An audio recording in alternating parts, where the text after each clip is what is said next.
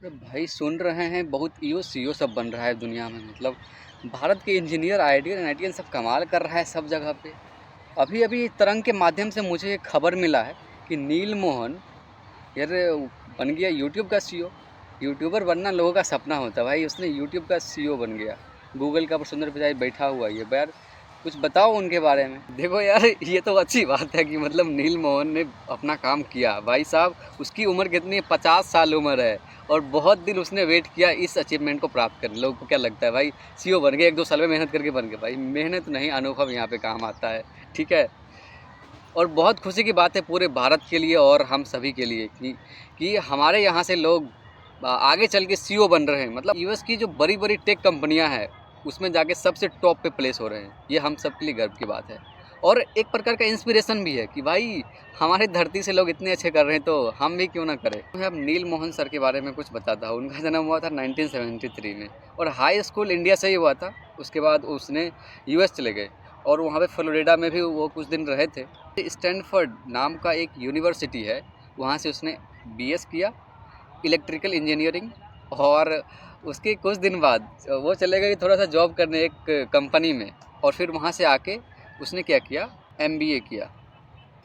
वो पढ़ाई लिखाई में तो बहुत अच्छे थे, साथ ही उसका दिमाग भी बहुत शातिर था। उसका दिमाग तुम्हारे जैसे नहीं, फुद्दू नहीं था भाई। वो अच्छे कोड कर लेता था, उसका मैथमेटिक्स वगैरह बहुत बढ़िया था।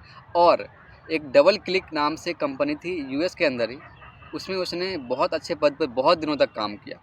बाद में कई बिलियन डॉलर में गूगल उस कंपनी को एक्वायर कर लिया। तो भाई उस कंपनी को एक्वायर कर लिया तो उसमें जो बेस्ट पद पे थे ना नील मोहन सर, ये भी आ गए गूगल के पास। उस टाइम पे सुसान वोजी सिसिकी, जो अभी यूट्यूब के पूर्व सीईओ थे ना, जो अभी रिटायर हुए हैं, वो गूगल में काम करती थी। तो ये नील मोहन सर और सुसान वोजेसिकी दोनों मतलब बहुत दिनों तक साथ में काम किए गूगल के अंदर। उसके बाद 2015 में नील मोहन सर ने यूट्यूब को ज्वाइन किया एज चीफ प्रोडक्ट ऑफिसर। और वहाँ पे उसने बहुत सारा योगदान दिया यूट्यूब में। जो हम आज शॉर्ट देखते हैं, यूट्यूब म्यूजिक है और यूट्यूब बहुत सारे जो फीचर्स लॉन्च किया है उसमें उसने बहुत अच्छा योगदान दिया। बहुत कम लोग जानते हैं कि उसने माइक्रोसॉफ्ट में भी बहुत दिन तक काम किया है।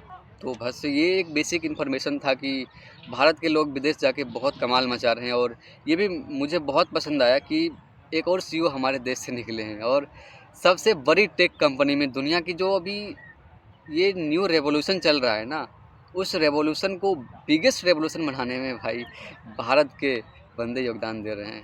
तो ये गर्व की बात है। अच्छा यार, तो यार सीईओ बनना उतना भी आसान नहीं है जितना लोग सोचते हैं ना। यार आपने जो बताया वो बहुत अच्छा लगा मुझे सुन के। इतने संघर्ष करने के बाद उसने यूट्यूब का सीईओ बना फाइनली। लेकिन लोग सोचते हैं कि हम 1 साल में बन जाएंगे। ये सब पॉसिबल नहीं है। यूट्यूब का सीईओ होना, गूगल का सीईओ होना अपने आप में एक बहुत बड़ी अचीवमेंट है हम सभी के लिए और हमारे देश के लिए। चलो यार, धन्यवाद आपका ये सब बताने के लिए।